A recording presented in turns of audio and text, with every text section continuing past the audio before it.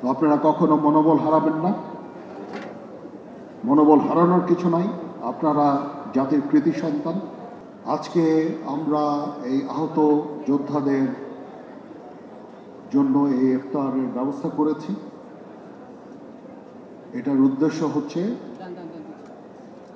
সবাইকে মনে করিয়ে দেওয়া যে আমরা সবসময় তাদের পাশে থাকব, তাদের সাথেই থাকব। তাদের এখানে অনেকে খুব আহত, অনেকে চলাফেরা করতে পারেন না, দেখতে পারেন না। আমি আপনাদেরকে অ্যাসুরেন্স দিচ্ছি যে আমরা সবসময় আপনাদের পাশে থাকব।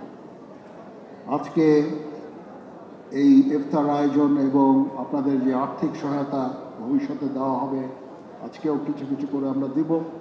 এর উদ্দেশ্য একটাই, এটার জন্য এই যে আমাদের বিজনেস এন্টারপ্রেনার ব্যাংকার্সরা তারাও এখানে উপস্থিত হয়েছেন, তাদের অর্থে তাদের আর্থিক সাহায্যে আমরা এটা করছি। তাছাড়াও ডিজিএফআই আপনাদের জন্য টাকা অর্থ দান করেছে, সেই অর্থ আপনার কাছে পৌঁছাবে ইনশাআল্লাহ। এসএসএফ স্পেশাল সিকিউরিটি ফোর্স টাকা দিয়েছেন এবং এই সমস্ত ব্যাংকাররা টাকা দিয়েছেন। আমরা সেনাবাহিনীর তরফ থেকে টাকা খরচ করছি। আমরা আজ পর্যন্ত 4200-র উপরে আহতদের চিকিৎসা আমরা দিয়েছি এবং দিয়ে যাচ্ছি।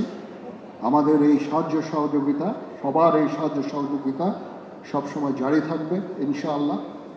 আমরা চেষ্টা করব আপনাদের একটা রিহ্যাবিলিটেশনের জন্য, সেদিকেই ইনশাআল্লাহ আমরা চেষ্টা করে যাব এবং এই আর্থিক সাহায্য সহযোগিতা সবসময় আপনাদের প্রতি আমাদের জারি থাকবে ইনশাআল্লাহ।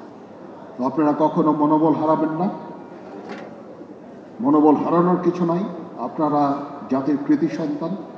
আপনারা এই দেশ এবং জাতির জন্য অনেক কিছু ত্যাগ করেছেন। আমি আপনাদের অভিনন্দন জানাচ্ছি, আপনাদের প্রতি কৃতজ্ঞতা জানাচ্ছি এবং আপনাদেরকে এই অ্যাসুরেন্স দিচ্ছি যে আমরা সবসময় আপনাদের পাশে থাকবো ইনশাআল্লাহ।